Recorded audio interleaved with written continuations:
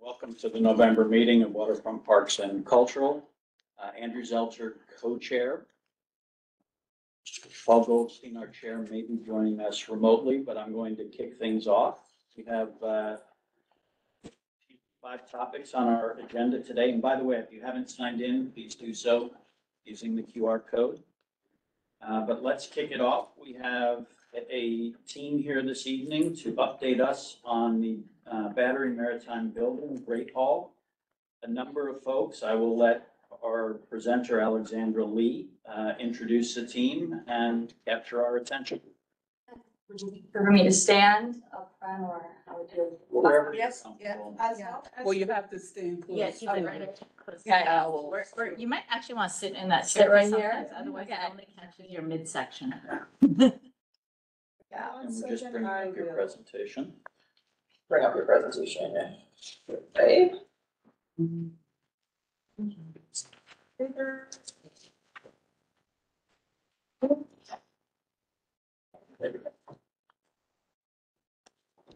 Good evening, everyone. My name is Alexandra Lee. I am the cultural event coordinator at the Battery Maritime Building. I'm joined here with Tracy, Charlie, and Max.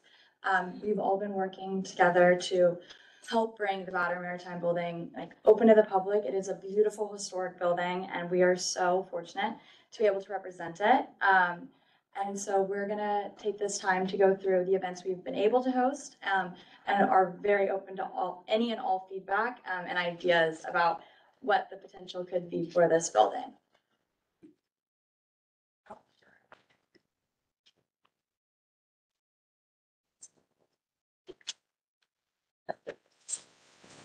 So first, there is a website we have. It is www.batterymaritimebuilding.org. It is a great central place for the public to go to, whether that be to learn about the history of the building, the mission statement, and even to schedule a site visit. So you can see here on the bottom a little glimpse of the November calendar. It's very user-friendly in the sense that the public can go, click, sign up, say, I want to come at 11 o'clock on the 3rd, and they're welcome to come and get a little site visit. It's also the place where we will have the application. So you can see it's right here on the right, and the public is open to typing it directly into the website itself. There's no other, document needed. So it's very simple in that sense. And it can go along the lines of what the organization's mission statement is, how the public will benefit from this event, and just how they see the event going.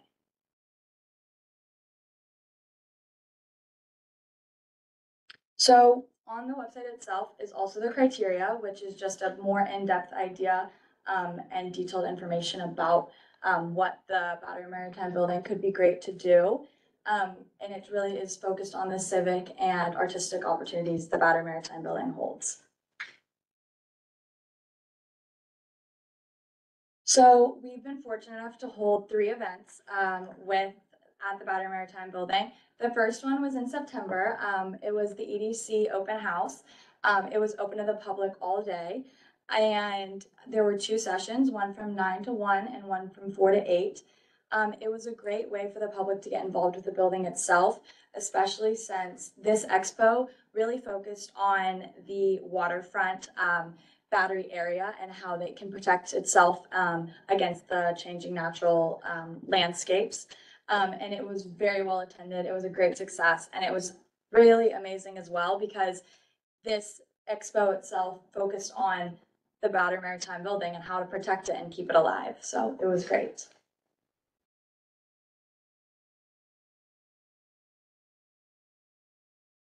And our next event we hosted was in October. It focuses more on the artistic side. It was with the artist Charles Gaines. He had an art piece on Governor's Island, and we worked in conjunction with Governor's Island and Creative Time. We were able to open up the building to the public. They were able to come learn more about the work itself. Charles was there himself, and they were able to converse, ask questions, learn more about what his work is, and how they could get better involved in the in Governor's Island. And the past event we've done was actually a couple weeks ago. It was for the U.S. Coast Guard.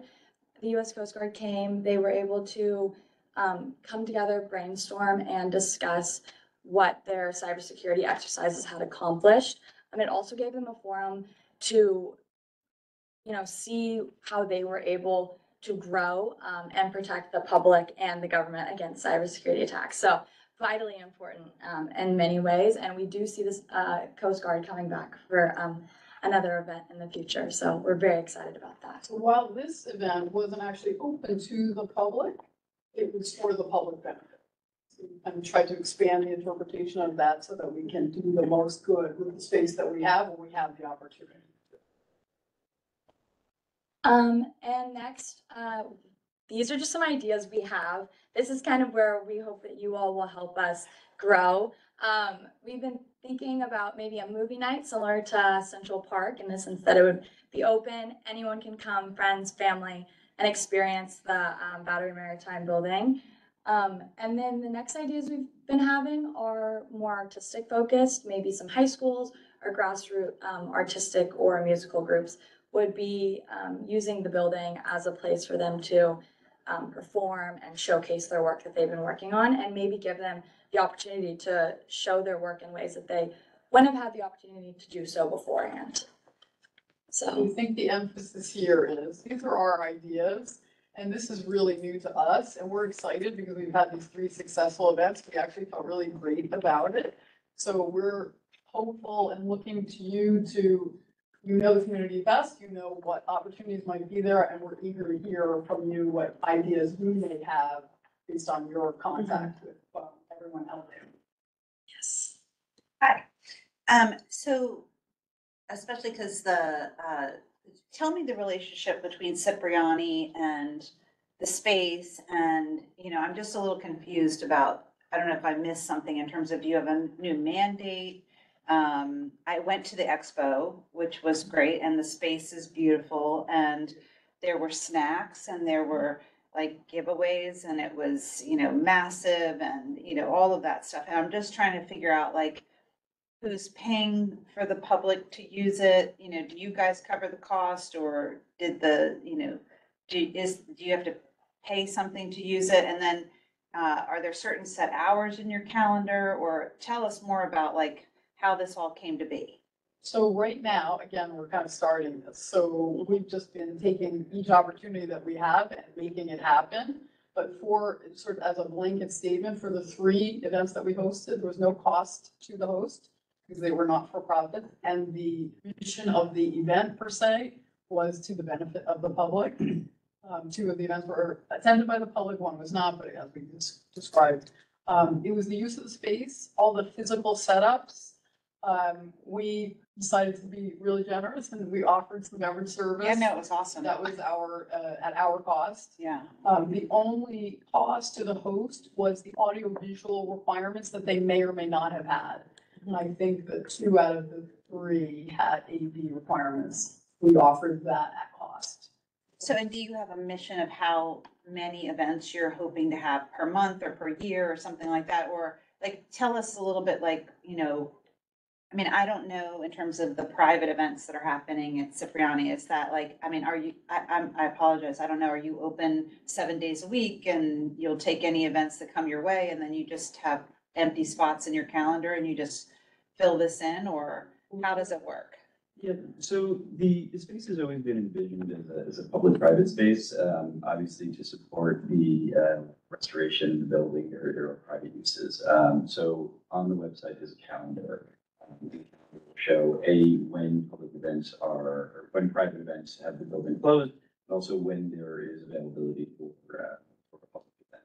So the idea here is that anyone that wants to use the space that fits within our relatively broad categories of use of approved use, basically any civic or artistic use by a nonprofit that is open to the public, just that can submit an application.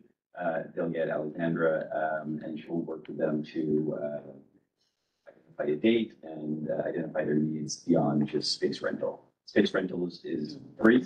and certain increments are free on top. Anything that's going to incur a third-party cost or cost to us is generally just passed through that cost without a markup. Things like if there's need for additional security or table linen rentals, things like that. But the idea here is we have committed to certain blocks of time, but we have found that people that want to use the space they don't necessarily fit in that narrow framework. So we're trying to be as committing as possible. So we just sort of say, okay, these are the dates that work, and we find. No, that's great. So when I went to the event on the expo, and I don't think this is your issue, but you had those wonderful doormen that open doors and you feel very elegant when you walk into the space. But had I not known about the event, and again, you didn't organize the advertising, you didn't put the sign on the outside of the building. But it is a little intimidating for the public to walk into that space unless they really know that it's a public event. And so I would just, I know you said it was well attended. I was there. It wasn't as well attended as I would like it have been. Again, that is not your issue. You provided the space and we're so grateful. But I would have liked to have seen a sandwich board on the sidewalk saying, this is open for the public, please come in. It's actually very difficult to do that just because. I know it's a narrow sidewalk or there. Right, it's a bike path as well. And And maybe there's another way to do it. And you couldn't have been more elegant and it couldn't have been more beautiful. And when I walked in there, I was like, wow, swanky, all of that was fantastic. And again, you weren't the organizer, you were providing the space, but there is some element of, it doesn't feel like it's open to the public, if that makes sense. And that may not be on you to make that clear to the public, but I will just say that, if you could help the organizers figure that out and, even maybe it's signage on the building or lights on the sidewalk or, there's things you could do to help them because, I was actually really sad it wasn't better attended.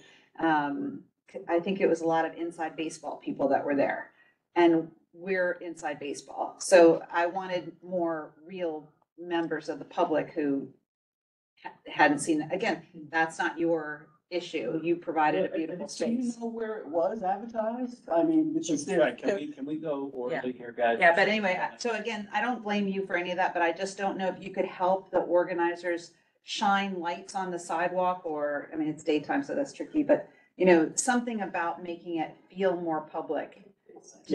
Especially because you're like, should I go in here? Like there's nice storemen here, that are gonna open the door and make you feel like $1 million when you walk up with that beautiful staircase. So let's just, so I think you've got that point, right? Yeah, so, okay, yeah, sorry. David? Well, actually, I'm quite accustomed to walking into places where I might not belong. You just be in New Yorker and you do it. But yes, you're right. It does feel a little formal, like, should I be walking in here? But my question is this, supposing I want to sponsor some sort of dance festival, art show with various artists, am I permitted to charge any kind of admission? The answer is you can charge I very much understand that arts organizations need to fund their operations. And we are limited in what we can do in our ground lease with the city. So the exact terminology of lease is we are permitted to allow cultural organizations to charge a nominal entrance fee. Okay. And has to be collected not at the door, but elsewhere. Whether that is online before and you issue tickets or somewhere else once they're in the building. We can't allow anyone. Somewhere else once they're in the building, I'm not sure I understand. Well, so you could have like a little table set up to collect your nominal charge, but we can't restrict access for payment of money. Is the short answer. Rosa? Tricky, yes. Rosa and Thank- Eric? Yes, so I believe I met you Yes, at I saw you. Simon. Oh, no, I emailed you and I connected you to the principal at PS 150 because my immediate thought when I walked into this enormous, huge space is really beautiful is that it's way larger than anything that PS 150 has. And they have, because the space is so limited because of the floor plate, they actually can't do shows where the entire school is able to attend at once. So they have to do 2 sessions, which you can imagine is a little challenging for the parents, especially if they have multiple children. So I wanted to connect you up. I don't know if you and Nico I Victorino. don't think I ever got your email. Oh, weird. Okay, I'm Honestly. gonna try that again. Yeah, Maybe I happy should to. get another Yeah. card. Mhm. And so as a school, as a public school, PS 150 would theoretically qualify to be able to utilize the Yeah, space free of charge. Awesome. The kids are adorable. You'll love them. This university is a thought as well, because I know that they're undergoing reconstruction work for one side of their entire university campus, which I believe is a performing arts side. So they also do not, I believe, have space to be able to do art production for a little bit. So maybe I could put you in touch with them. And let me see, and I'm sure I'm gonna think of some other people who would. Rosa, can you connect them to Tricia so Tricia can just reach all the schools? You- Tricia chairs or you can. Yeah. The website is really very interactive. Easy, so I should just send that. Just send it on the website, they can put in. Like, certainly you can make it, direct introductions. Okay. Yes. We are, it is a staff email address, it goes to It Alexander. goes to my email. Okay, that's great. So I've received them all. Awesome. Okay, we're super excited to have this resource in our community because we really need a space like this for our schools and our nonprofits and all our cultural organizations. And it was a stunningly gorgeous space. Beautiful. Great, Eric? Yes, thank you for coming here. I didn't know this was available.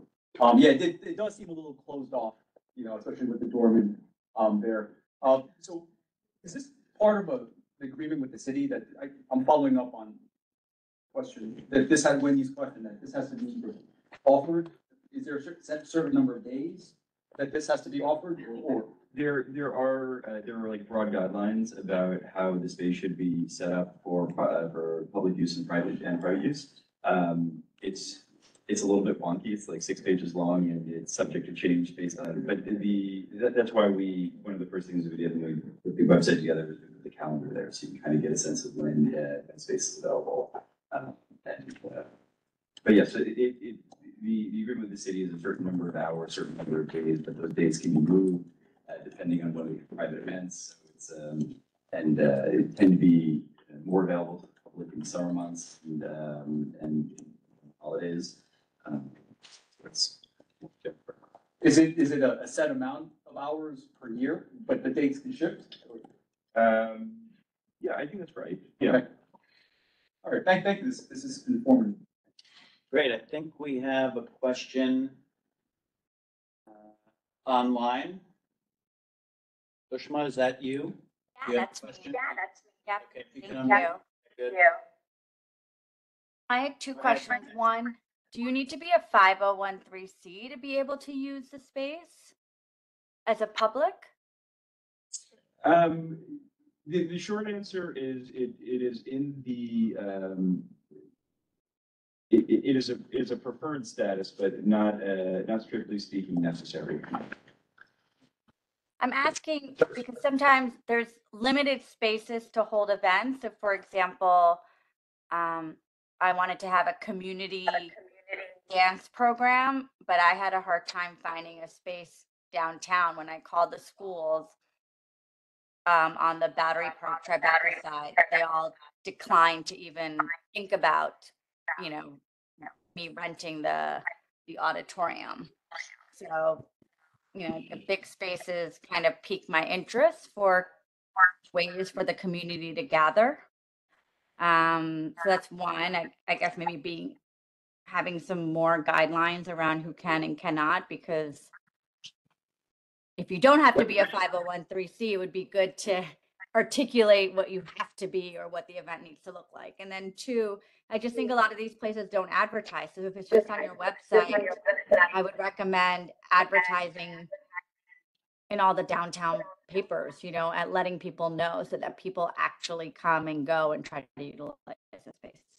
That's it. I'll maybe answer this in turn. I'd say on In our guidelines that are approved by the city in our lease, we specifically didn't create a hard and fast rule for a 501c3 status.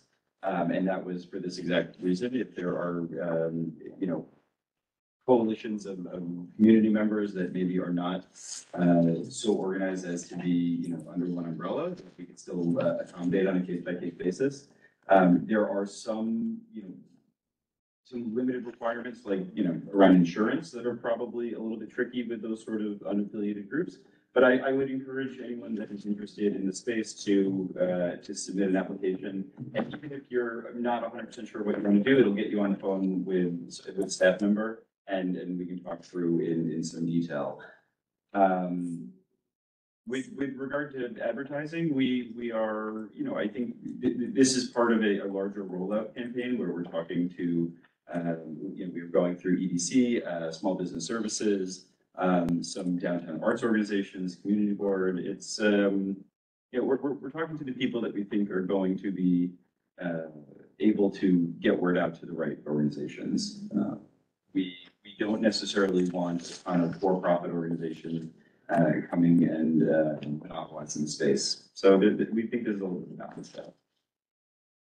But we hear you, we'd like to have more, a more diverse offering and not just inside baseball. Sorry, let me see. I've lost my co-pilot. Are there any other questions online? If so, please come off mute. Well, hello, Andrew. Sorry.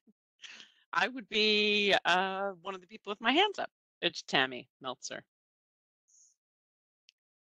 Go ahead, you're up. Awesome. So I had questions about and I apologize, I missed the first 10 minutes of it.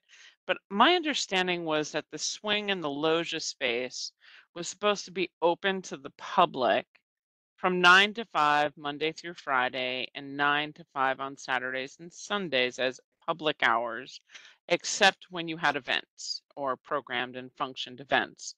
And even there were opportunities for the public to see space depending on how many days. And yes, there's a formula for that. But I was a little confused by not seeing that in this presentation. So I wanted to ask about that and about, the public hours expanded and schedule events that are supposed to be actually posted with no less than 30 days in advance so that the public could plan when the public days were. Could you comment on that? We focused on the cultural events. I thought that was the sort of, the more important thing. We're trying to get more people into the building to put on programming rather than just sort of wandering into the building because there's not a ton to do in the building. So you're right. The building is open to the public from 9 to 5. You can come in. You can go talk to the doorman. He'll tell you where to go, and you'll have a chaperone tour of the building and see the renovations. It's beautiful. I encourage you to do it. There's not a whole lot to do during those hours because it is an event space. People are maybe setting up for events, or it may just be sitting fallow. The programming is meant to fill those hours. So yes, we'd love to have 30 days notice in advance, but frankly, we don't have a ton of applicants just yet, which is why we're doing this roadshow. We'd like to have more, and we'll put them on the website, on the calendar, and hopefully we have a big calendar that you can plan around. Could you also hold on, Andrew? Could you also comment? Last fall, we were told there'd be a cafe, a first floor gallery, as well as occasional use of the mezzanine outdoors and the bathrooms that would be open for public use. Yes, no, and yes. There's no gallery space. Is the only correction there. We talked about programming some of the Great Hall spaces as gallery space that the public can come into and check out the art sort of at their leisure. We have been speaking with some galleries and independent artists about doing that. We're working on bringing some in. But yes, there is a cafe. You're welcome to It was originally designed to help as a waiting area for TGI folks that are waiting for boats to go out to Governor's Island. But obviously TGI put together their own lovely cafe in their redesigned waiting room. So it's not heavily trafficked. But again, it's, those hours you can wander in, you can go check out the cafe. So I'm wondering if you could put signage for when the public could access the cafe outdoors, simply because it's not exactly what one would call public friendly if you have to approach somebody and say, I'd like to come in and then have to be escorted, feels a little security-esque versus being told, yes, of course you can come in and you could, grab a cup of coffee at the cafe. It's a great way to welcome people in, to have people gather and talk. And maybe Rosa brings 3 people with her and sits there and has a cup of coffee, and 3 people tell 3 people who tell 3 people who tell 3 people. I'm dating myself with the Breck commercial. I get it. But it's one of those things that it feels very privatized. There is no signage that says that there is a public cafe inside anywhere that I have seen. Again, maybe I've missed it somewhere, but I'd like to request that there is something out there, much like Wendy's comment about a sandwich board, that welcomes the public into the space, even if it's with the restricted hours, that people can know when they can come to the cafe.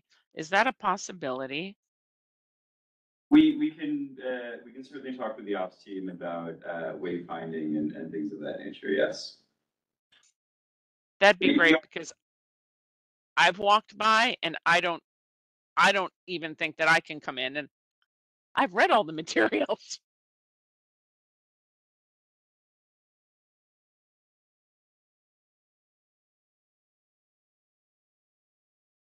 So thank you.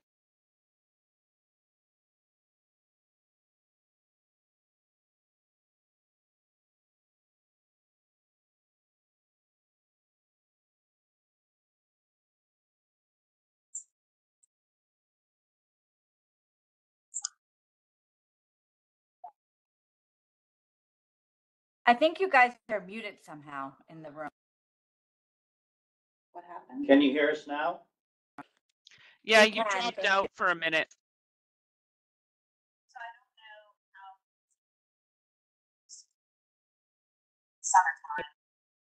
Can't hear you. A community board meeting in the summer, perhaps, but you have to find out about rental, things like that. Oh.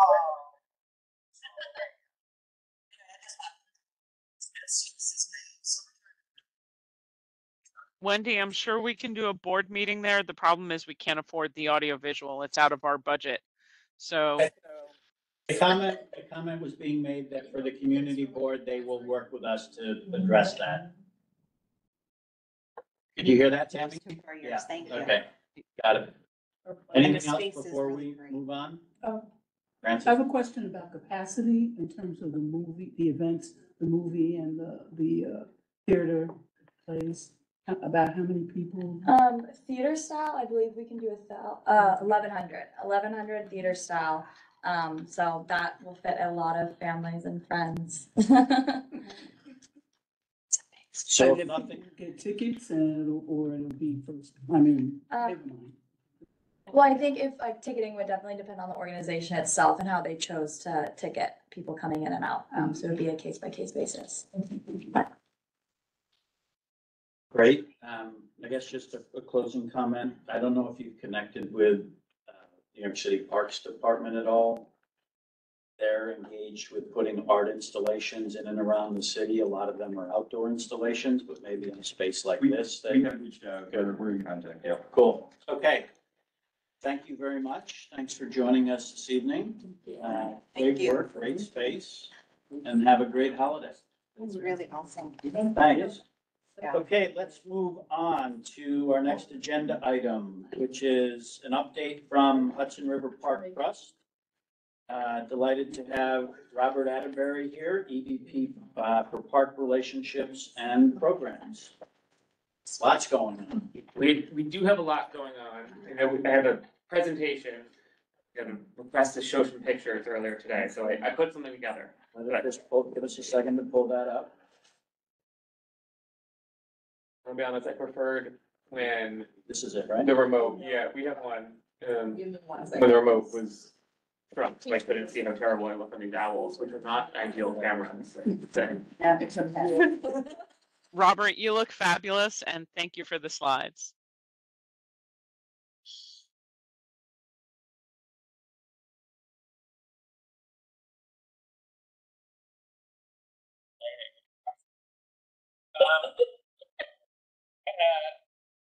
As it's coming up, I will say I will kick off.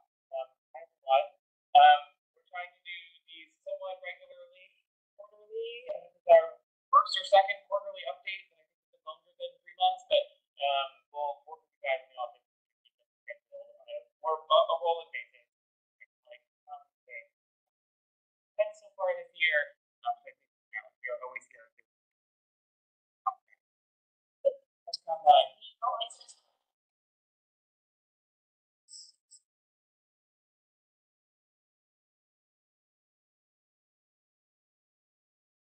Yeah.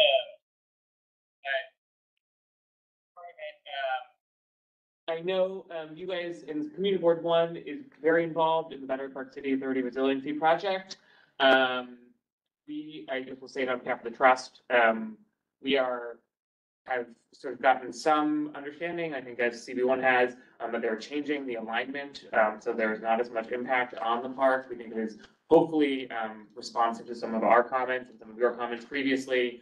I know that there is a meeting coming up, I think on the 30th of this one. I think Tammy has the flyer. But I just want to say, as we're kicking off on that one, we haven't provided any comments since this change. We're still kind of talking to them and working with them, but we are generally very pleased to sort of see that shift, which we hope reduces the impact of the park. And sorry, just if everyone's not aware, we're sort of BPC and Hudson River Park come together as the northern portion of the BPC resiliency plan, sort of along the Stuyvesant line. Yes, that bulkhead line is the line between Battery Park City and Hudson River Park. We have the water pieces of it, and we'll have to work with them on whatever happens along that wall. And I know this isn't the right time to talk about it, but are you okay with them extending into a little bit, or is that because there's that pinch point right near Stuyvesant where everyone gets I think there's still gonna be a lot of details I have to discuss with it. We are not the only deciders on that. There's Army Corps and the Department of Environmental Conservation who will ultimately be the ones who issue the approvals. They issue approvals for our own work in the water.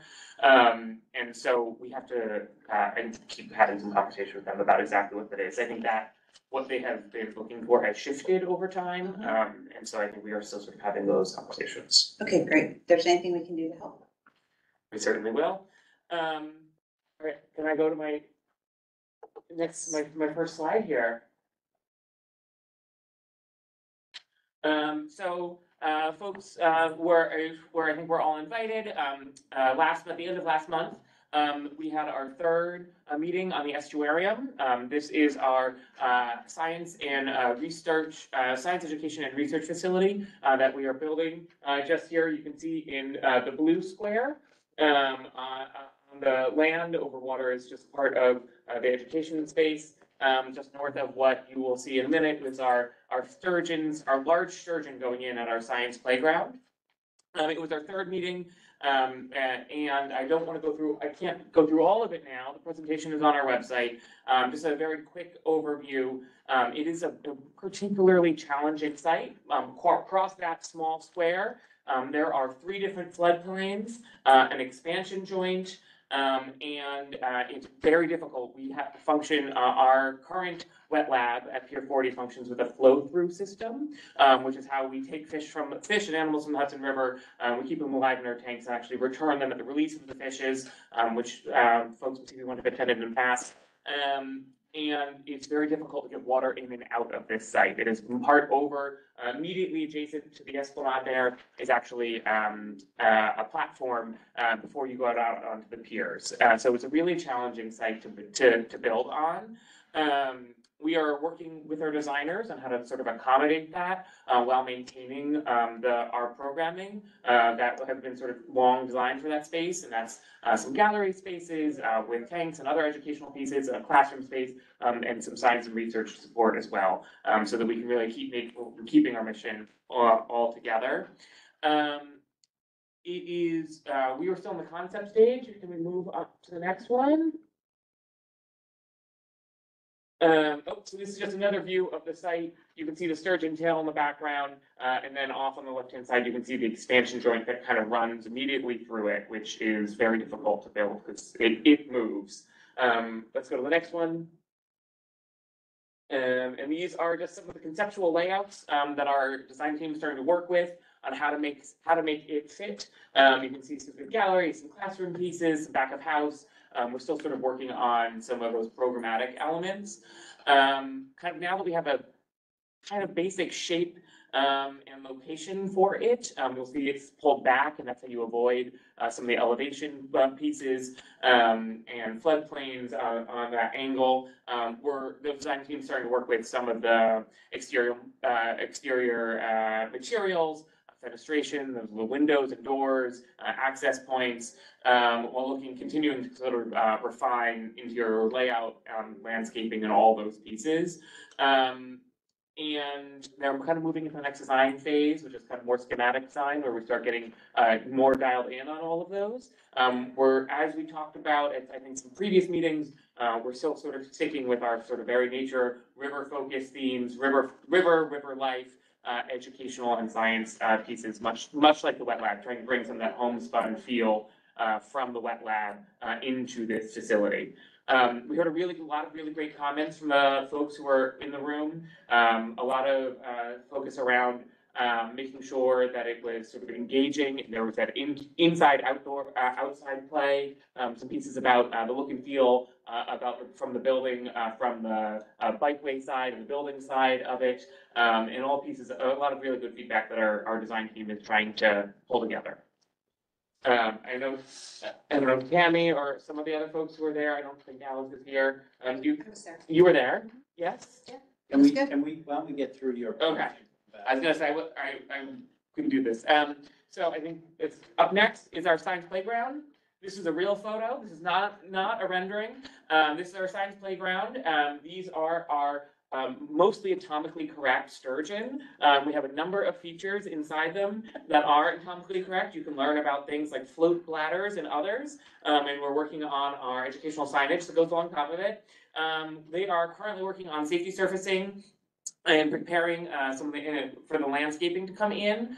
Some of the last pieces are the lighting and fencing that have to come. I will say, I'm coming up on my 2 years at the park. We have a number of projects going. Fencing has turned into an arduous endeavor. There's a problem in the supply chain statewide projects for fencing pieces.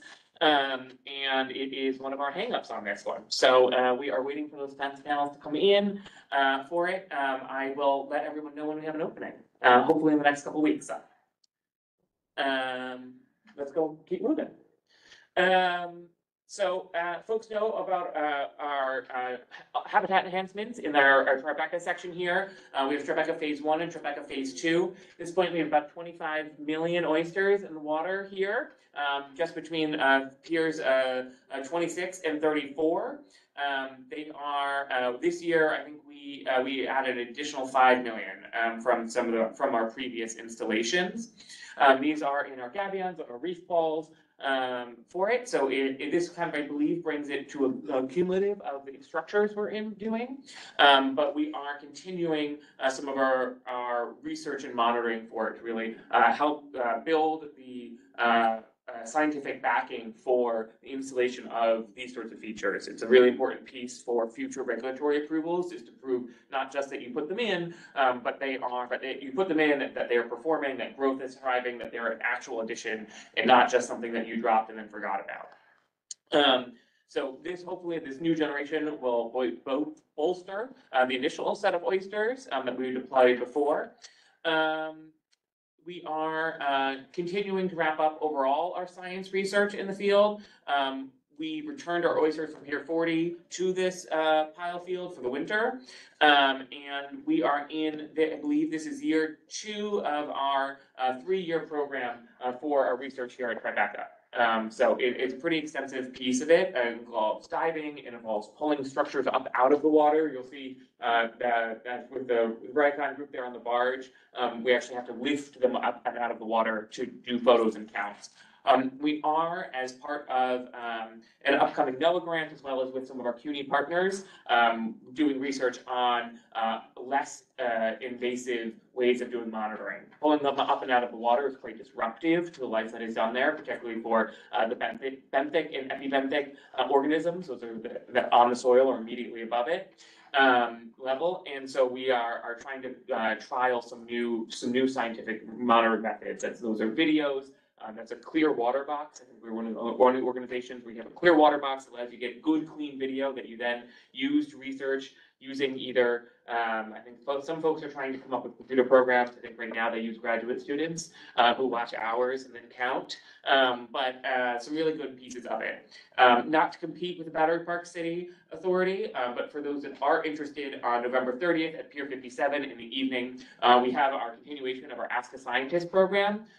Where 2 of our CUNY visiting scientists from this year, Dan Greenfield and Chester Zornock, are speaking about some of the work that they've actually done in the Hudson River Park so far this year. Asking Scientists is fun. We usually have some donated drinks, often alcoholic, for it, so you can come learn. They're generally very entertaining talks about it, but it'll be that one is a special one that's really focused around in Hudson River, research from Hudson River Park. Let's keep moving. Overall, and I'm gonna just give you guys some pieces north, because Hudson River Park is 4 miles long. This is the Danforth Peninsula. You'll see we opened it this fall. We have our beach. We have on the lower right-hand side is our salt marsh, and that is a habitat enhancement where we have replicated some of the what would have been the marshlands up against a landfill. Danforth Peninsula is one of the only places that we have landfill that is not buffered by a bulkhead, or particularly historic bulkhead, as much of the village is. So we're able, because it is landfill and actually in the water, we're able to give these soft edges both for the beach side, which also has a kayak landing, and the north side was the salt marsh. We've already seen some really exciting pieces. Blue crabs, which we've actually not seen elsewhere in the park, we have already seen in the salt marsh, as well as some of the tide pools on the south side. We have picnic areas. We have a new sports field for the sports fans there in the room. I will say some of our downtown soccer leagues have already taken well advantage of a very large sports field that we have as part of the facility. Some coming pieces, we have an additional dog run, both large and small dog runs, and public restrooms are all going to be opening over the next couple months as construction wraps up. We were able to open more of it before everything was done, and why not have the public while we could, while the weather was nice. Let's move on. Chelsea Waterside, this is where we were able to do a full renovation. This was up in 23rd Street.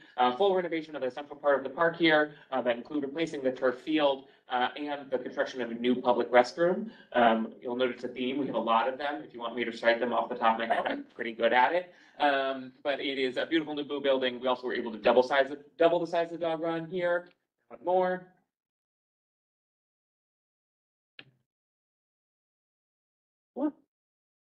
Our pickleball courts. We just opened our interim pickleball courts up at 34th Street. If you want to jump on a bike, come uptown.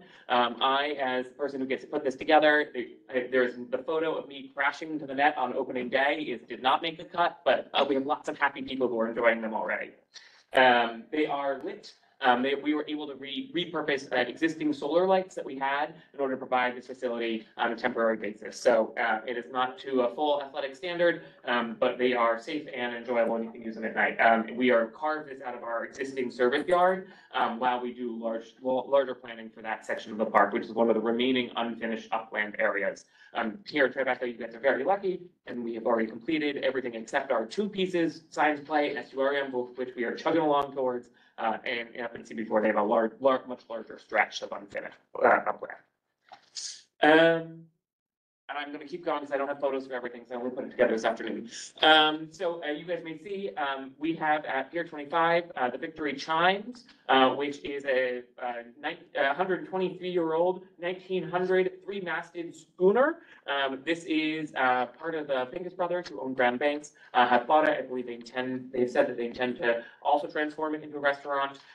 It is only here on a temporary basis. They're essentially sort of renting some basically dock space for us. It's one of our historic ship pieces. Unfortunately, they do not currently have a gangway that you can safely get to and from it at the moment. So it's just on display. I will say it's quite a coup for New York. The schooner was on Main State Quarter. I'm told they were kind of a myth to lose it, but their losses are gain.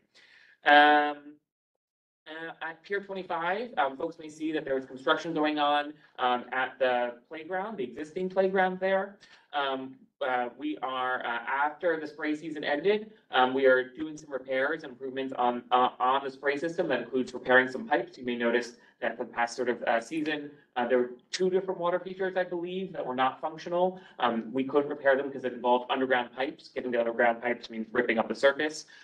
We are taking the opportunity to enhance the surface when it's done. The current one surface there is, I think, been attracting mildew, and that it's been getting slippery.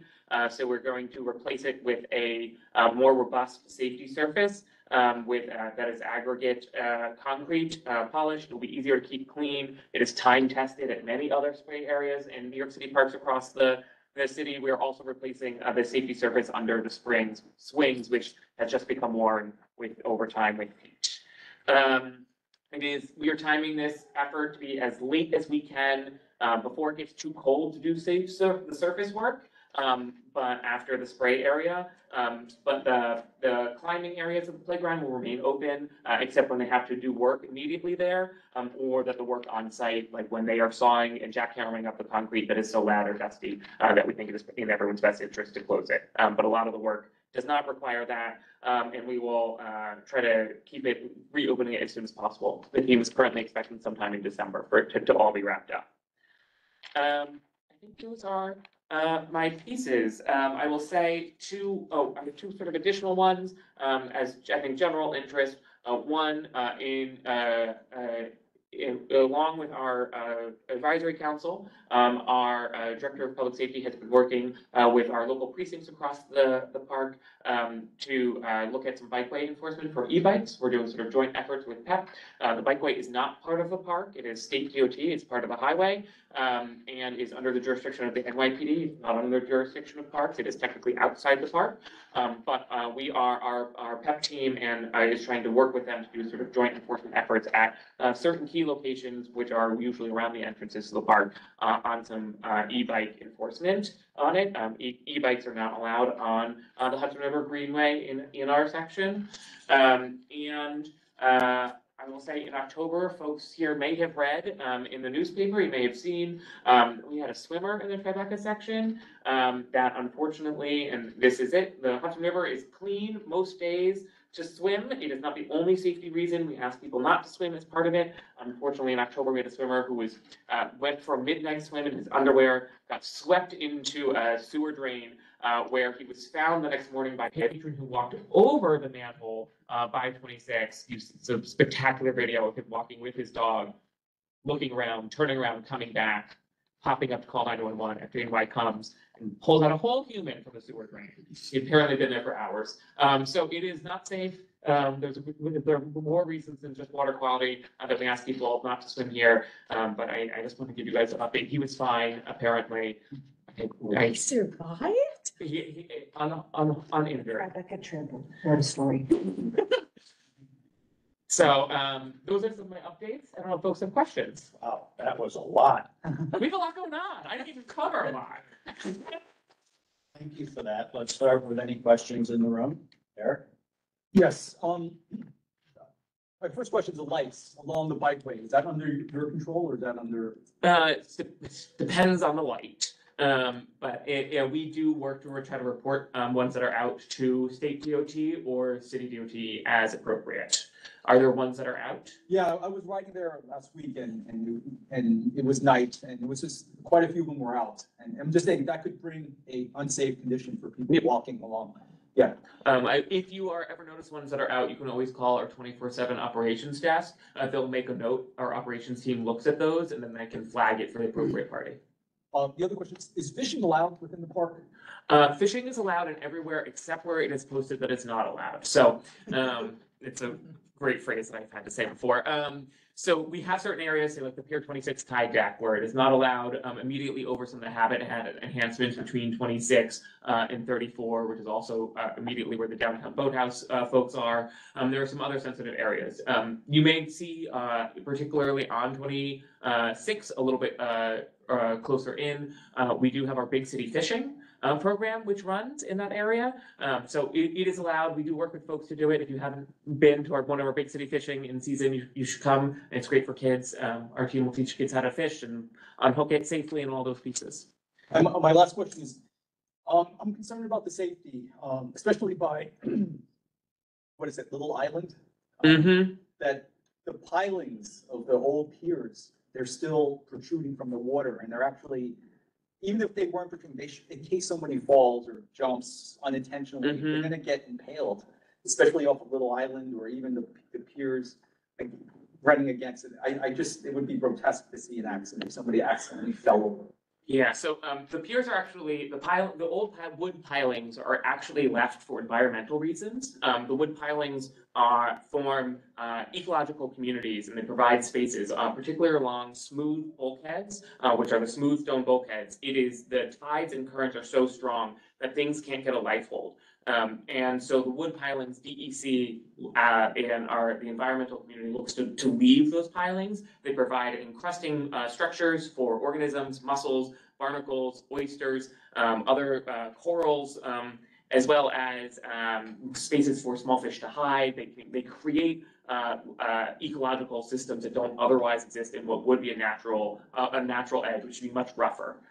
So it's actually, it's intentional that they're left. That makes sense. But then I'm concerned about the area that's close to the pier where unintentionally foolish people or by accident, they could fall off and then they'll be impaled.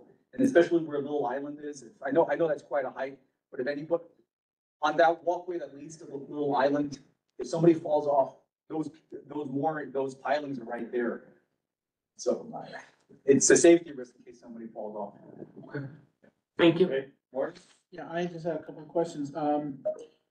When is the estuarium playground open?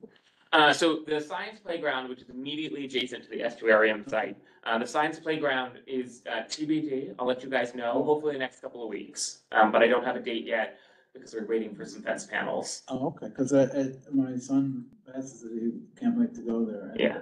And where do you said there's more information about it on the website? I was just looking to try to. So for the science playground, there's a page dedicated if you look for it.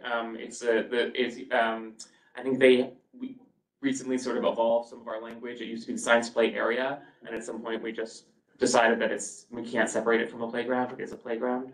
So if you look for the science play, it will pop up. And then I think what I had said earlier was our estuarium, the estuarium presentation, which goes through all the design pieces. Yeah. If you look at our October 30th on our calendar, you'll see the estuarium design meeting, and on the bottom of that page, there's a link that will take you up. That's why I didn't know I could still look at that. Okay. And just as I mentioned, the problem on the bike lanes, and I ride bikes, even my own city bike, is more the scooters. Not e-bikes. E-bikes, people ride e-bikes. Some even delivery guys are not so bad, but people riding actual motorized scooters up and down those bike lanes, and that's pretty dangerous. Yeah. They go pretty fast and they're pretty reckless. So it's a topic of conversation at almost every Hudson River Park Advisory Council meeting. It's been discussed extensively for as long as I've been part of the AC, which is coming up on 7 or 8 years now. It's a hard problem to solve, as you can appreciate. It's an endemic problem. So the bikeway is not part of the park. And so it's actually not under our jurisdiction. It's under state DOT's jurisdiction. And I will say Hudson River Park as any other public open space, even though parts of the park, we are not immune to the problems of the larger city. That e-bikes, e-scooters, all of that are growing exponentially everywhere, and there's no way to try to do it just in one small lane. It's going to be very difficult. Anything else, Morgan? No, that's it. David? Yes, I don't have all my facts together, but I do understand that there's a tall ships event coming to New York. And you've got 4 miles of waterfront. So who at Hudson River Park Trust should tall ships be in touch with about accommodations? This is the Centennial Tall Ships 2026. Yeah. We are already in conversations with them and talking to them about it. I'm trying to understand their needs. Fantastic, because like no gangway for Victory Chimes is kind of scary. Yes, it requires an awful lot of planning. The Hudson River Park played host last time it was, which I believe was in I don't know actually the year off the top of my head, but the last time that we had it, they were here. Hudson River Park played it. I'm told it was incredibly complicated. There are some nightmares. I think it was the Portuguese who left their ship out in a place that wasn't supposed to be, and someone had to like convince the Portuguese military to move their boat. But so I'm looking forward to it. And they've never been easy to do. It was an interesting piece when they were telling me that it was now under my jurisdiction as a permitting person, so that I might be the one who have to go do that. So work in progress. Glad to hear it. So you're saying for the 250 anniversary? Yeah. Is that gonna be like on July 4th or the? Yeah, I believe so. Oh, that's great. Yeah. I was here for I'm very the glad to hear that. bicentennial in 1976. I was here for that. Yeah. I was 18. I remember that. So, I was glad to hear that you're addressing the play space and the leak-in and, that type of thing. I'm curious, the cement aggregate that you said that you put in or the aggregate, Yes. the Concrete glaze, aggregate. concrete. So is that, is part of, how does that do in flood? So I'm just curious in terms of, as we know, there will be floods, there'll be, more overtopping of the piers. And we've heard before that that's been complicated for a lot of issues, electrical, plumbing. I mean, I'm sure you know better than any of us. But is the idea is that every time you do work, it becomes more of like a maritime fix? So it will just get wet and then it will just, dry off and it's fine. Is that where you're going in that direction? The concrete aggregate would be fine in a flood. It's a lot more of the soft pieces of it that are problems, as are frankly electrical systems, which when are with the salt water. We do our best to design whenever we are building new sections to withstand it, to be waterproof, to be maritime rated. I will say it is an ongoing problem. Water, metal and electricity just don't mix well, salt water in particular, so. Yeah, I think we're all really interested in, it's probably a lot more expensive to fix it at that level, but then it saves a lot of money later on. So I don't know if there's, is that something that it's part of the mission going forward, or, because I know when they originally built a lot of things out and then Hurricane Sandy happened, there were a lot of surprises. And I'm just curious in terms of like, if you could update us as to lessons learned and things you're looking at it, or the philosophy of change post Sandy or post, maybe there's other, maybe even just these four inches of rain in an hour, is that the same problem? Or I'd love to hear more about that. So I'm not one of our other designer teams, and particularly at the Pier 25 playground, it isn't, I don't think it's a factor here. It's underground water pipes for the spray area, and we're not sort of rebuilding it for something. I will say, and it was a conversation that came up as part of the estuarium design piece, when we're starting to look at things like long-running pipes.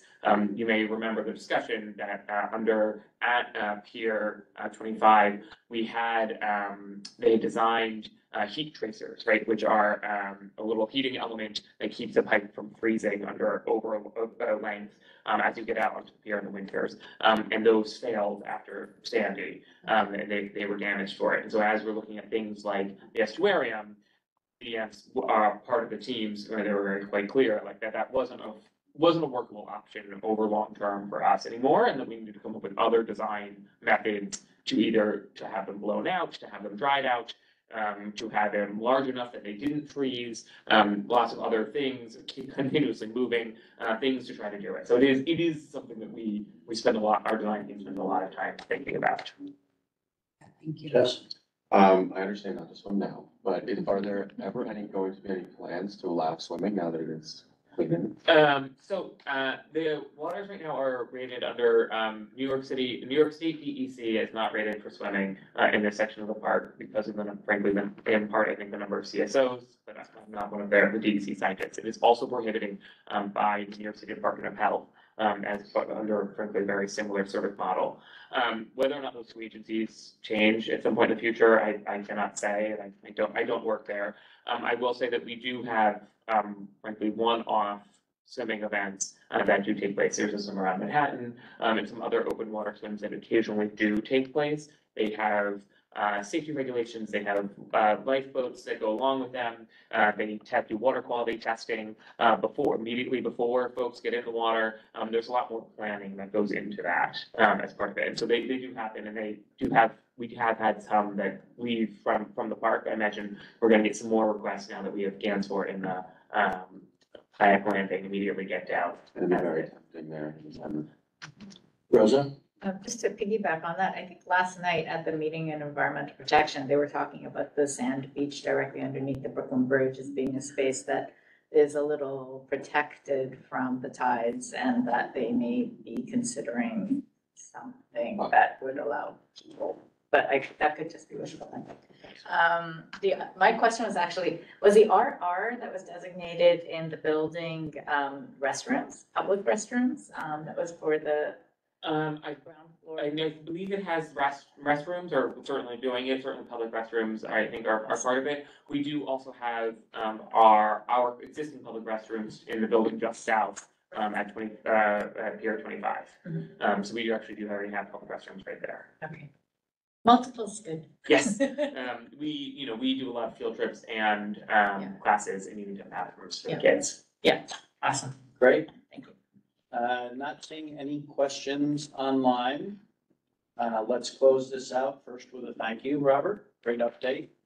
And I'll just mention, if you have not been to two of the most recent openings of park assets, Gansport, just absolutely spectacular. It's just, what a brilliant job. I've commented on how with proper designing and input, you can take a space and create 10 different uses, from recreational to passive, to dog walk, to beach. It's just amazing. And then the other, and I was not even aware of the extent of the Pier 57 sort of redevelopment. If you haven't been inside there, again, it's just really spectacular. There's the food court of sorts, state-of-the-art classrooms with technology that will just blow you away. Where's that? Is that near Little Island? That's just north of Little Island. Yeah, okay. So the rooftop there, is that what? So there's the public park there, and then the ground floor is public space. So it has a public market, city vineyard, a public market. There's what we call living room, which is an indoor, we talk about sometimes as the park's own winter garden. It's an indoor space, public open. You can sit there. It has Google's in the building, so it's really great free public Wi-Fi. And couches, tables, people go sit there and work. And then I think you guys were having a conversation with the Battery Maritime building. They, not fully dissimilarly, they have public bookable classrooms. So for nonprofits, 501c3s, and others, you can actually book these classrooms. They have tables, they have chairs.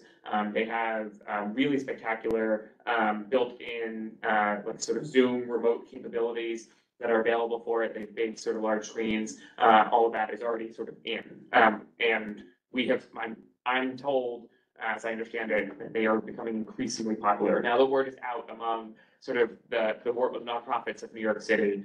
Folks are getting a lot of work out, a lot of exercise out of being able to hold their classes and conferences and meetings in this space for free. And isn't there sort of chaises or seating at am I confusing that on the back end? There's Chases on the far outside of the walkway around it. There's a free public rooftop, which is public park up top. And Hudson River Park, we have what we call our discovery tank. So it's an interactive digital river learning center. We have digital games. We do education there. We have special projects on the weekends, programming, as well as our own dedicated classroom where we host field trips and other pieces of kids to bring them in, teach them the river. They pull buckets out of the water and look at them under a microscope. It's fun. And I think personally, this is my own personal view, I think it's a great example of private-public activities coexisting really well. Really well. So anyway, thank you. Thank you.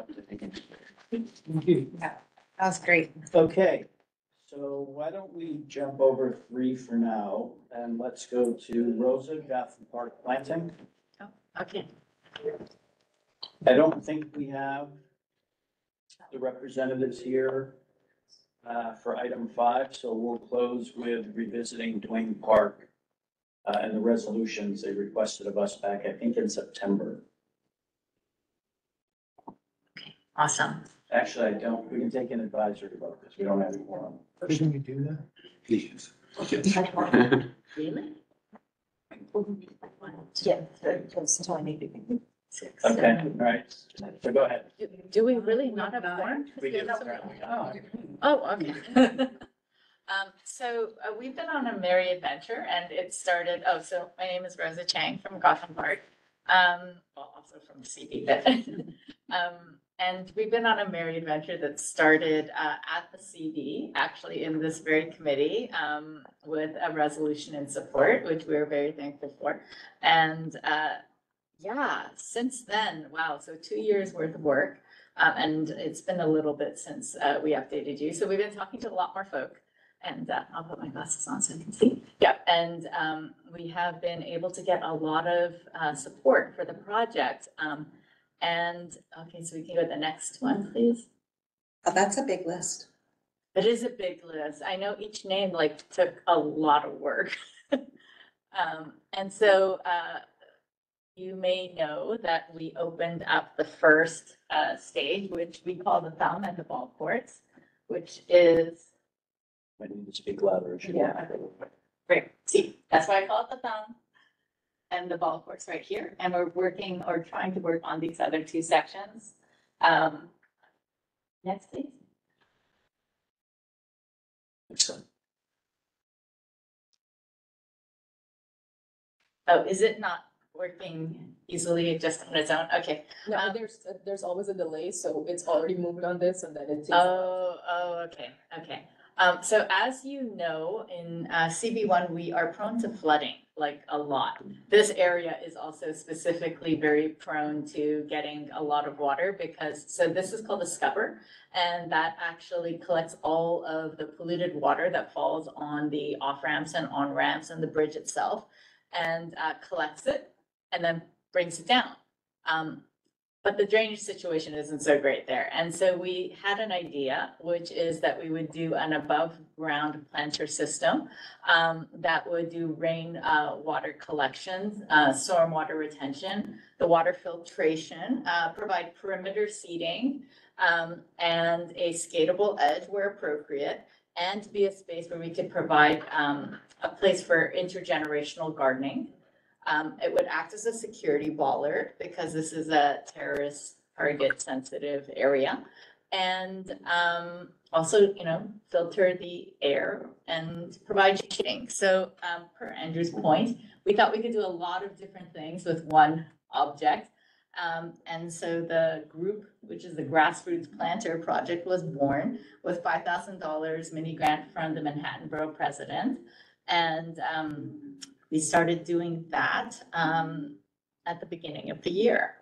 And then next, please. So this is our team from Urban Assembly Maker Academy, along with our Manhattan Borough President, Mark Levine, and that is Megan Brosterman, who is leading the effort for Gotham Park. And these high school students are awesome, and they are going all at it. And we can go to the next slide, please. And with the support of DEP, DOT, MOCEJ, EDC, City Hall, our seniors at Natchez Alfred E. Smith houses, because we want to make the seating senior friendly. Our local skaters and the skaters from Tony Hawk's The Skate Park Project. NYPD counterterrorism. Basically, we got everybody that we knew from that first page and brought them on board and said, hey, help us design a planter for free. And they did, and they're awesome. So the kids actually worked on these projects. They designed their own planter systems, and we are in the midst of season 2, where we are actually going to design a full-scale planter, 1-to-1. So we're super excited about that. And then our goal is to at least fabricate one planter to use as our prototype to make sure it all works. We're going to measure inflow and outflow, both pollution, filtration, and volume of water that can be retained in the planter to help for stormwater issues. So we're very excited about that. A couple of things. So in January, we were actually mentioned in the mayor's State of the City. And that was the first time we knew that we were going to get greenlit as a project. And then we were, along with that, that was our first mention in the New York Times, which was super exciting for us. And then we opened in May. And as you can see, a certain somebody in a dress full of sunshine is right there holding a very large. Somebody else is right there. Very large yellow sign. Then we also had Go Skate Day, which was really awesome because the skate community in New York City and frankly internationally even have been incredibly supportive of our effort to get this historic space open. And you and I may just see a stare and wonder what the big deal is. But they look at it and they see history as the birthplace of East Coast street style skateboarding. And so we had a really fun celebration, and a lot of you were there. Thank you very much for coming. And we also, and then next, please. You can just keep scrolling. Yeah, we have 65 slides. We got. That's okay. You can just keep going. So that was Go Skate Day. Keep going. You can just scroll right through. Yes, somebody graduated, and then immediately after graduating actually came over because it was that important. Lots of fun stuff happening there. Oh, that was our Design Trust for Public Space potluck. They, after the pandemic, had their very first public space potluck at our site, which was really awesome. And so it is a place for community to gather. We have shockingly planted over 700 plants on the site. And I want to thank the Parks Department for a lot of those plants. Not all of them, but a lot of them. Apparently we hit a limit. We have had a lot of corporate teams come in, community members come in and help us with a bunch of the plantings. And so you can just keep going. These are just all of the awesome people who have helped us do it because it's all been volunteerism. Oh, that's an aloe vera planting in case you get, an injury. That's a really large pile of compost. And yes, you can apparently garden wearing a full suit.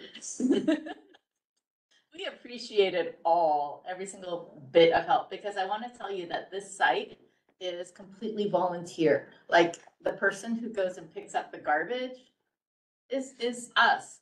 The people who go weed is us. The people who take care of all of the plants there, make sure that they get watered when it doesn't rain is us. And so I would ask anybody who has any interest in participating and volunteering and gardening and getting dirty, just come and help and participate because this is a true community endeavor. And we are doing it all. And we have these really cool little picker-uppers on site if you ever wanted to use them. It's actually incredibly satisfying. So we are amazed. Oh yeah, we got that, which is pretty awesome. That's how we water our plants. We have the power of the hydrant. It's super exciting. We have been able to program now that we have the space open. So that's a meditation class that we had with some of our older adults. And this is, oh no, this is Zumba dancing. That's really fun. We also have some, yes. And I cannot tell you, once you've been digging through, how satisfying it is to finally pull out the weed. And yes, she's helping us pick up litter. So all ages are welcome to come and help. In August, we also hosted a DOT workshop on what to do about Park Row and Kinlow Square. You can keep going, which is a major part of the connectivity between the Brooklyn Bridge and Chinatown. And our goal is to be able to open that up and make a really strong pedestrian connection that actually draws all of these visitors from the Brooklyn Bridge into Chinatown. You can keep going. And we were so excited that the community showed up. We recently had a site tour with Mayor Adams, and he was incredibly enthusiastic about the project. We have to thank the battery because, as you know, they're undergoing resiliency work. So they actually let us have some of their plants, whatever we could dig up. So we went and we decided to reduce, reuse, and recycle and get as many of those plants. We literally had to dig on that one for an hour. That was insane, wasn't it, Wendy? It's tough. And so it was really hard work getting them out. And then it was really, really hard work getting them back in on our site. But we managed to do it. And yeah, I totally fell on my butt trying to pull that one out. And I think that what you're seeing here in these photos, like a whole bunch of gardening photos, is that this is a place that is really, that only exists frankly because of us. Oh, this is our community block party. And it's because we keep paying attention to it and that we keep working on it that it continues to thrive. So we had our very first community block party. Those are the students from the group project. We had so many community members come by. It was really, really heartwarming. Those are the Urban Assembly emergency management students teaching us how to do CPR. Church Street School was our musical guest. Oops. Yeah, we always want to spread the word on resiliency.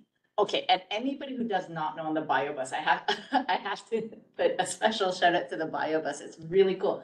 It's basically science, mobile science labs. And they come and they show you like what's in the water, what's in the soil, all of the stuff, and engage with the children and teach them about the world around them, like right there, which is incredible. We also had some muralists come, and it was a community created mural, which is really fun. And our NYPD partners, who we appreciate so much.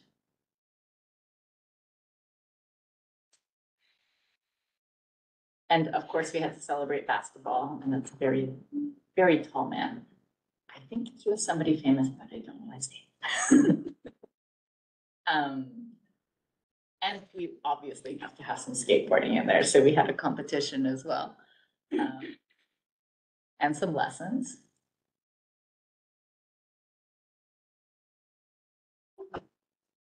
And we can keep on going. I think we're almost at the I end. think that's it. So I just wanted to say thank you to everybody in the CB, especially in this committee, and in our entire community for helping us get to this point. It has been an enormous effort. Oh, and I just want to share one exciting bit of news that you guys will be the first to hear. So we also just recently received a $200,000 grant from Trinity Church Wall Street Philanthropies to fund our youth programming for this coming year. So we are beyond excited that now we are not scrabbling for every, $100 to try to pay somebody. That it's actually fully funded so that we can actually design and plan for consistent, regular programming for our neighborhood students. And we're so excited. So I just want to say a big thank you to Trinity Church Wall Street Philanthropies for their support. Big thank you to all of you. And I think it's actually pretty awesome that we happen to be 2 days before Thanksgiving. And I get to say thank you to everybody who has supported to get us to this point. It has been a long battle, hard battle, but we're we're getting there. So just before we open up to questions, things get done because of the passion of people, and your passion is just completely evident. And this has to be one of the more tangible community assets to come online in some time, so you should feel absolutely proud of the work that you've spearheaded. I know there's been a labor of love and volunteerism, but it takes leadership. What you've shown here, Rosa, is just, it's incredible. So really well Thank done. you. I actually want to give an enormous shout out to that woman right there. Her name is Megan Brosterman. She has single-handedly run the programming and arranged the block. Like, it's just incredible what she has done. And it absolutely takes a team. Yeah. And I feel like, honestly, each one of you has been a member of the team. And so thank you. And Really well done. thank you. Prentice? Rosa, we should all stand up for her because you don't have much River Park, but we have Gotham. And more to And it's come. because, and more to come, and it's because of you. Thank you so much. Any other questions in the room, Eric? Yeah, exactly what was said before. I like, and I also like the stormwater capture. Because it's just puddling, it's doing something with it and making sure that it goes back to the earth. Is there a way, when you try to channel the water before it goes back to the earth, so it can travel a path to resemble like a faux stream, at least before it goes, a little bit of it, so that it'll resemble running water? That's a very interesting concept. So we do want to actually direct the water towards the water, the East River. And we do have a flooding plan. We want the park to actually be purposefully floodable so that whenever there's a cloudburst event, which is, flooding from above, we are able to address it and actually gather as much of the water that's going to hit our neighborhood as possible and collect it until we're able to get rid of it. Because we do have that issue with our combined sewer overflow, not to get too nerdy about it. But when Hurricane Ida hit, the reason why we flooded was because our systems are only capable of taking on 1.75 inches of rainfall in an hour, and we actually ended up having 3 inches. So where does all of that excess water go? First of all, it's sort of disgusting that, it goes and combines with sewer water and goes directly into the East River, hence the no swimming part. But it's also incredibly damaging to the community because it does flood, because that's what happens with the excess water. And so we want to be able to create systems that either hold the water, as in like cisterns or tanks or floodables or bathtubs, that, function as auditorium space, for instance, when it's not being a bathtub. Yes, or permeable pavers, bioswales where we can have them, but then also above grade planter systems where we can't have them. And so it's going to be a whole measure of things, but yes, there is going to be a planned flow of water that eventually gets you down there. I don't know if it's going to present as a stream. No promises, but we're absolutely, that's top of mind in terms of the resiliency work. Yeah. Great. So, I see that there's a lot of emphasis and availability for skateboarders, and that's great. Any plan for a playground for children as well as a playground for adults, such as like with calisthenics? Didn't even. Or like teenagers, if they want to do push-ups, Yes, so, okay, and I haven't even mentioned, but this is also fresh. So we just did our AARP sponsored 880 Cities seniors findings. And I should call them older adults, not seniors, because apparently that word is maybe not as welcome, but which I only just learned today. So yes, absolutely. We see it being like very active recreation and then also going down towards passive recreation, sort of more passive, and then having large swaths that are actually only passive. So we see the entire gamut of range from very sort of extreme action sports to just like, pretend exercise, which is more where I'm going to be hanging out. And we are also designing the space or we want to right now we're working on the feedback so we can design the space so that the site is welcoming to everybody and that there's something for everybody to do there. Right now, obviously, we only have the 1 acre. We got what we got and we're really happy that we got it. When we get to stage 2 and are able to open up more space, then that's gonna be an opportunity to actually design something rather than just, quickly grab land, and create something purposefully, that addresses what our populations want. And so we are totally going to have like a community, information gathering session at the Battery Maritime Museum now, to find out what people in the community want to do. But we did an original outreach to our senior population because I was very curious if what they're thinking and what I was thinking they were thinking were aligned. Interestingly, Chinese opera, pickleball. So our average age of responders were 74.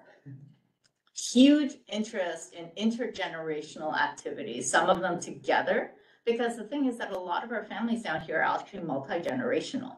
And so they may have grandchildren or they may have family, and they want to be able to do things together in the same space, or maybe sometimes not together, but in the same space. And so that was an interesting feedback. The square dancing, I was really surprised by. I mean, it's a very specific thing, but yeah. And the pickleball, I was also surprised. Well, I mean, we know that as a community, that's a very large interest right now in New York City. But yeah, so. Yeah. If I can just interject, Yep. can I recommend, only because there's a resolution I Yes. really want to get to before we lose people while we have quorum. Rose is obviously a wealth of information. Yes, If reach there out to are me anytime. questions, can I recommend reach out directly to, is that okay with everyone? Yes, sir. Just want to mention this. Let's, if we can make it quick, 'cause I So want to make sure we get to really the more first comment, question. really more comment. But I like your plan for Gotham Park, but I have a problem with closing Park Road. By closing Park Row or keeping it closed to vehicles. Yeah. That's created more traffic on Pearl Street. That's made it more unsafe. And it's also stifling Chinatown by not having more direct access by vehicles. Is there a short response? Yes. There is a short response. Park Road currently doesn't have a sidewalk for large portions of it. And so people are traveling in the very narrow two-way bike lane that is used by a lot of very fast, electric bicycles or scooters. And so if you want any chance of getting 10,000 tourists a day from the Brooklyn Bridge into Chinatown to eat, shop, drink, and spend money and make it a really strong, viable, economic, thriving community, you need a sidewalk to get people down there. And right now, if you have that area open to cars, there literally is not the physical width to accommodate both. And so I would say that, because to me, Park Road doesn't have any turnoff areas, and so it essentially becomes a highway section between Frankfurt Street to Kim Lau Square. So what's more valuable to Chinatown? Is it to have a highway that connects from Frankfurt to Kim Lau, or is it to have a safe, awesome pedestrian and bike-friendly boulevard that provides an access point for 10,000 people a day to spend money in You Chinatown? can have both. You can have both. And it wouldn't be a I highway. challenge you to go and take a walk No, there because I do it every day. Guys, can we not argue about this tonight? We're here to talk over each other and Yeah. not a debate that's kind Yeah, of stuff. yeah. Point made, valid point, valid response. Maybe you guys can connect and figure out a Happy great to go for solution. a walk. Okay, with that, and Tammy, I don't know if the controls have been handed over to you. I'm ready. So this is the Duane Street Park restoration. You may recall they came before us in September. I don't want to rehash the whole presentation, but the headline is they're basically looking at a new plan which calls for more green space and less of the sidewalk space as part of their original design.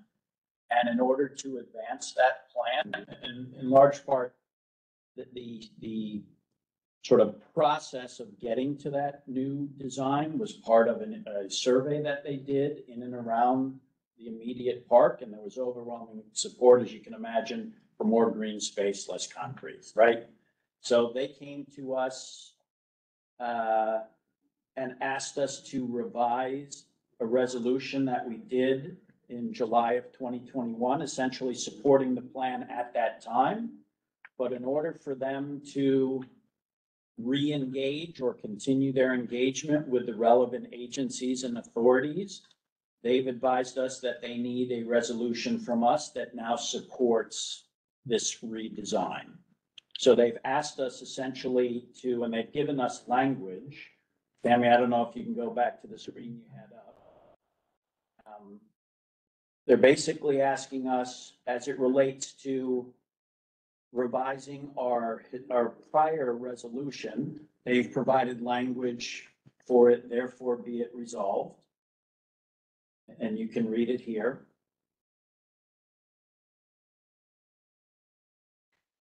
Where it says restoring the sidewalk on the southern perimeter, they're getting rid of it. Yes. Right, Yes. so they're So- adding. So the resilience. second paragraph is the one that. Oh, that's they're the prior. adjusted, yes. I mean, it's, No. okay.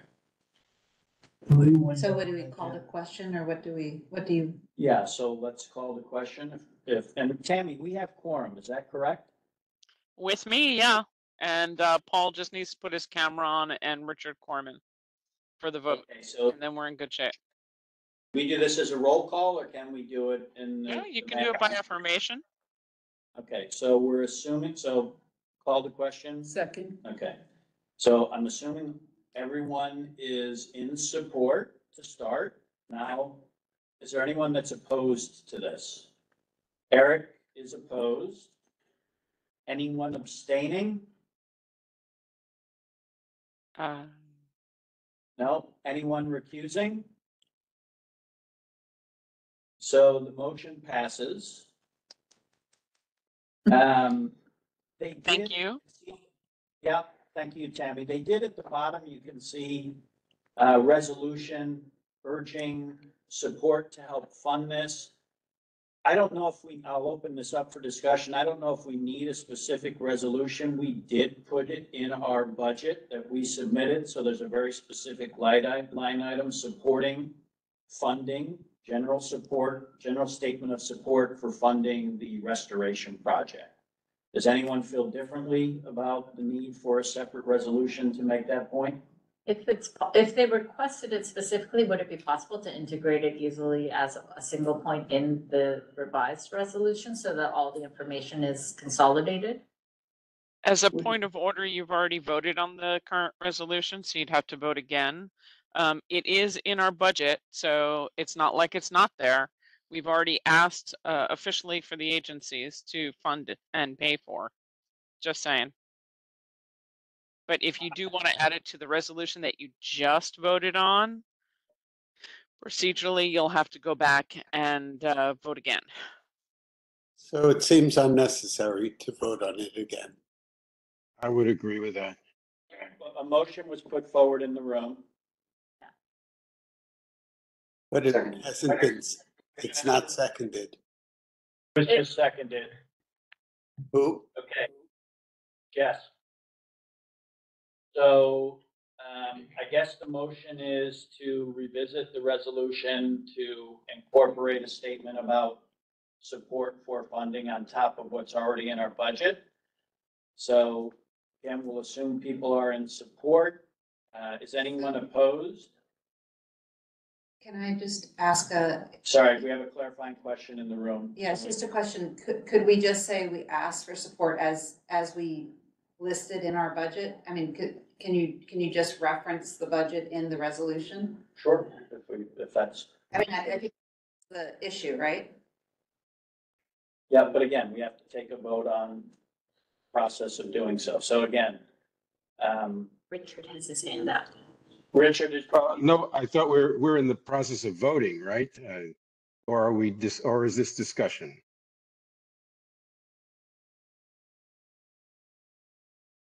I believe the motion was made, the motion was seconded to add this as a line item in the therefore be resolved or as a whereas. I'm unsure. Andrew, you'll have to clarify that.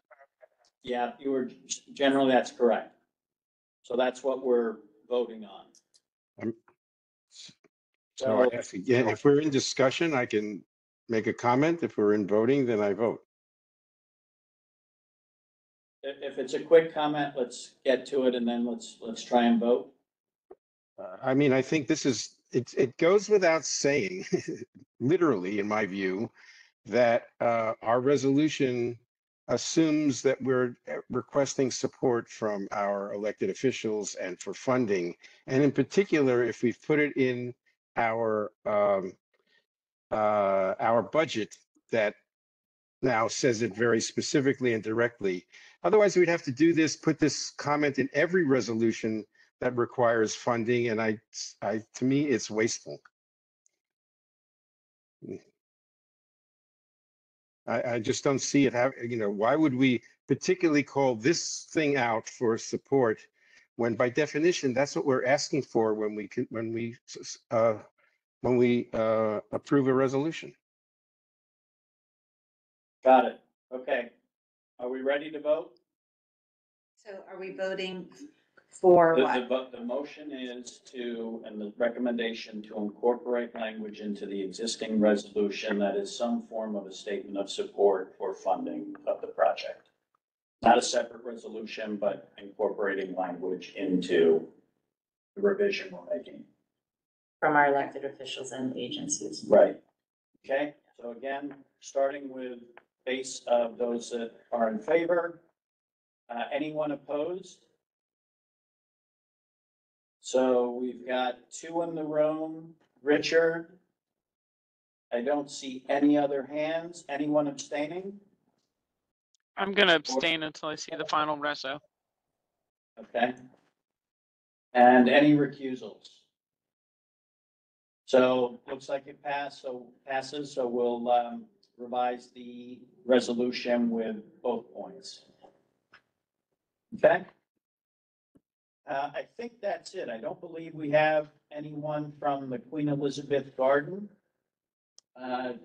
online or participating this evening. Is that right, Onej? The Queen Elizabeth team is not here? That's the folks from 7 Hanover, and I don't believe they are. Got it. So I think that adjourns the meeting. Motion to adjourn? Good meeting. Thank you. Great, thanks, everyone. Thank you for your participation and have an absolutely incredible, relaxing, and safe Thanksgiving. Right back at you. Good job. Night all. Good job. Night all. Happy Thanksgiving. Thank you. A trolley. Like an old fashioned train now. Yeah. With a brick.